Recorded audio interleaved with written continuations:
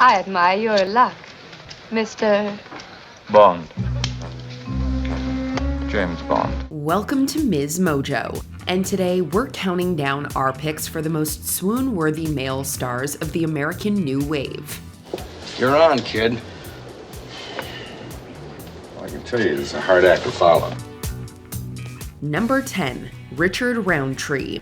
You say this cat is a bad mother? Shut your mouth. I'm talking about Sharon. Then we can dig it. When this actor graced the silver screen as the smooth-talking detective John Shaft in Shaft, it marked a turning point in the representation of black men in cinema. Richard Roundtree, who was widely recognized as the first black action hero in Hollywood, was dripping with charisma. His effortless style, leather coats, turtlenecks, and all, made him a fashion icon too. Got to see if you're clean before you can see the man. Better get yourself 6 more helpers in, Willie. That's how it's done. Who searches you? Nobody. We get the same cat to search us. Roundtree's success with Shaft spawned a series of sequels, as well as an eponymous TV series, establishing him as a prominent star in the 70s. He went on to gain much acclaim for his roles in shows like Roots and Generations as well, proving his versatility. Needless to say, fans either wanted to be him or be with him. I love you. Yeah, I know. Take it easy. Number 9, Patrick Swayze. Hollywood in the 80s was head over heels for action and dance films. That's when Patrick Swayze glided onto the big screen and swept the ladies off their feet.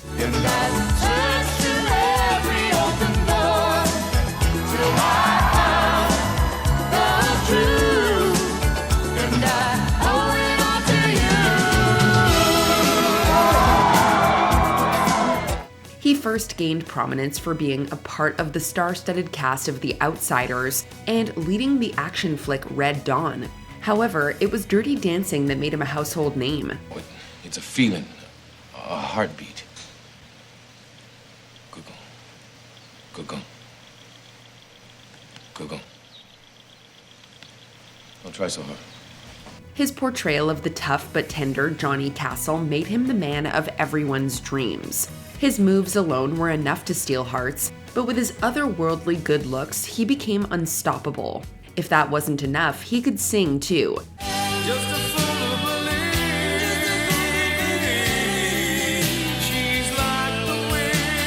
From then on, Swayze remained highly sought after well into the 90s, when his career soared with hits like Ghost and Point Break. I know it's hard for you, Johnny. I know you want me so bad it's like acid in your mouth. But not this time. Number 8, Richard Gere.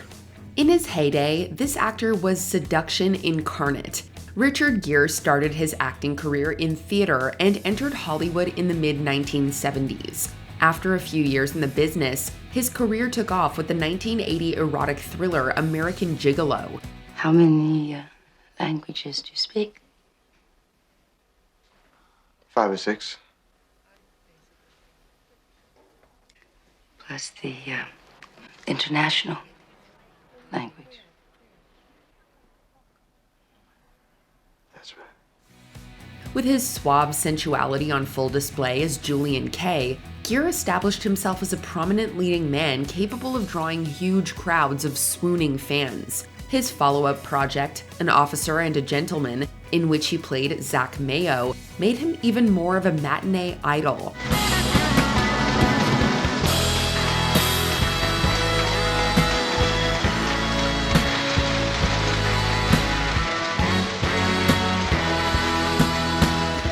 These characters, which embodied irresistible allure with a streak of melancholia, resonated strongly with viewers looking for emotional complexity.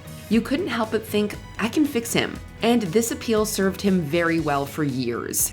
So what happened after he climbed up the tower and rescued her? She rescues him right back. Number 7, John Travolta. You know what I want to do? What? You know what I want to do? What? Strut. The Oscar-nominated star's heartthrob status transcended generations. It all started when he made disco a global phenomenon with Saturday Night Fever. Then he set hearts aflame as bad boy Danny Zuko in Grease, which went on to become one of the greatest musical movies of all time.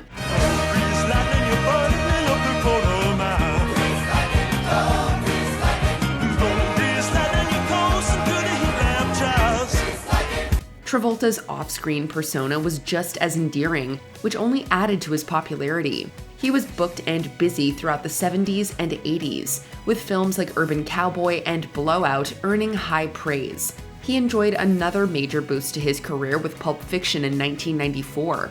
Decades have passed, but the actor continues to be the epitome of sexy cool. You're the One That I Want, I still believe is the most successful duet in music history. And unfortunately, nothing will ever beat it because record sales aren't the same as they used to be years ago, so nothing can beat it. So I think I have the permanent record of that being the ultimate duet. Number 6, Harrison Ford. Hey, baby. What do you say? Don't say anything and we'll get along just fine. This icon went from mostly getting supporting roles in the first few years of his career to becoming one of the most profitable actors in Hollywood history. Harrison Ford rose to stardom after he was cast as Han Solo in the Star Wars franchise. His portrayal of the roguish space smuggler enchanted audiences who couldn't get enough of him.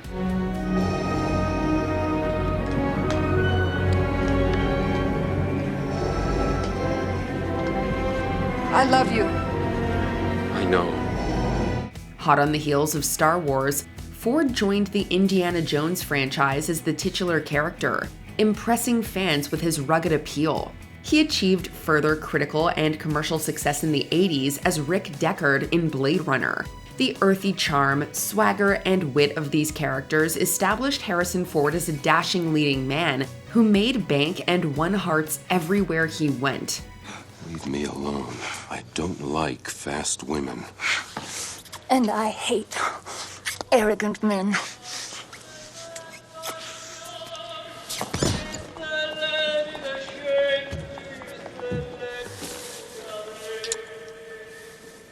Venice.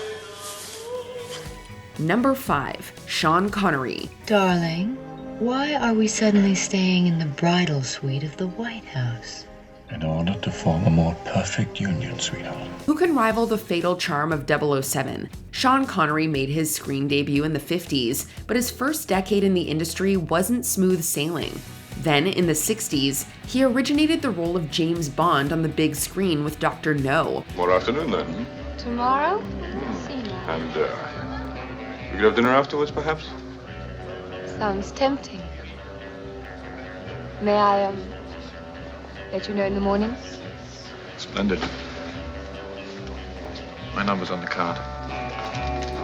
Over the next 2 decades, he released 6 Bond movies, establishing himself as a force to be reckoned with, an intense, unshakable, smoldering force. He was the very definition of debonair sophistication, immensely desirable yet unattainable, boasting a commanding presence both on and off screen.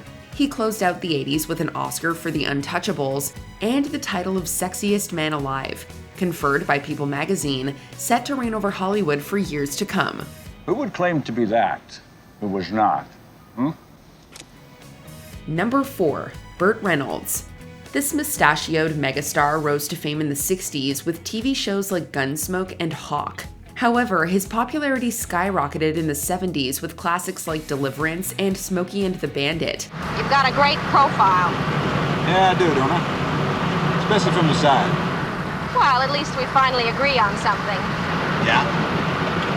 We both like having my face. By that time, he was already a sex symbol, thanks in part to his legendary nude photo shoot for Cosmopolitan, which graced the magazine's centerfold in April 1972. However, besides his physicality, he was also known for his easy charm and sense of humor, which made him relatable.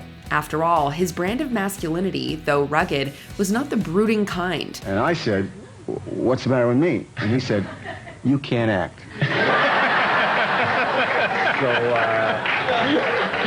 Yeah. They've been telling me, and I'm still here. Yeah.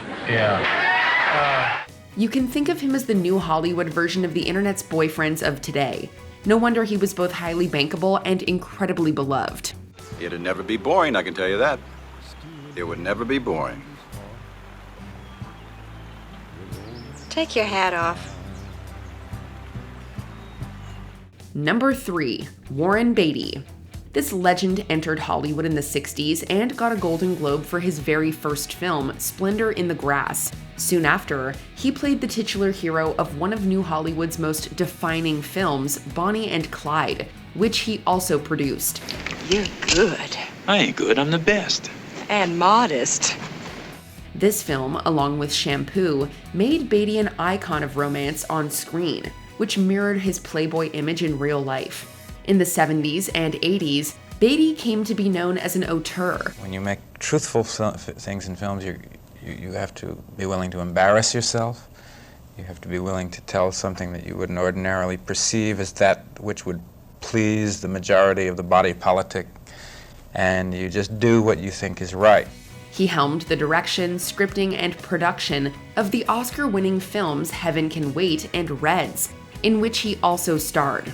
The latter even earned him an Academy Award for Best Director. Being poster boy pretty and a creative genius secured him a permanent place in fans' hearts. Well, certainly have come a long way fast. Do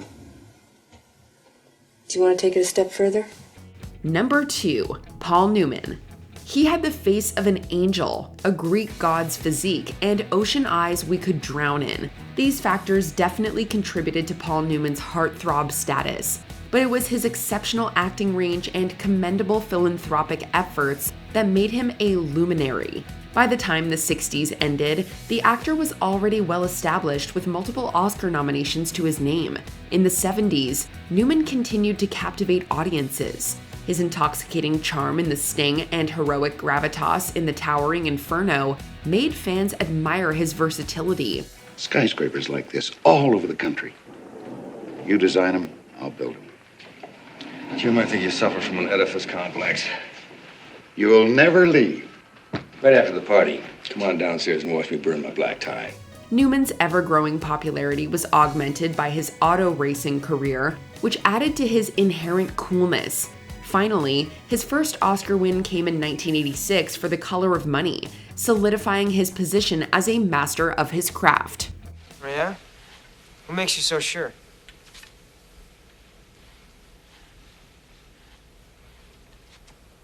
Hey, I'm back.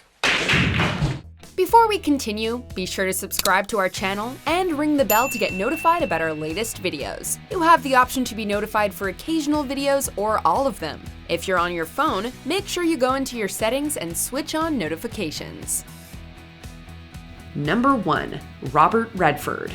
He was Hollywood's favorite golden boy, but not just for his striking good looks, adventurous but grounded personality, and undeniable charisma. He was a true visionary. As I grew up and got into the world, I realized that there was an America there. It was not quite what had been so propagandized. And I wanted to tell a story about what I would consider the gray area, where things are more complicated. After Barefoot in the Park launched him into the spotlight, he didn't want to be typecast or objectified. So in the 70s, through films like Jeremiah Johnson, The Sting, and All the President's Men, he presented a new type of leading man, mesmerizing but complex. If you're gonna do it right. Here are my notes. If you're gonna hype it with the facts. I don't mind what you did.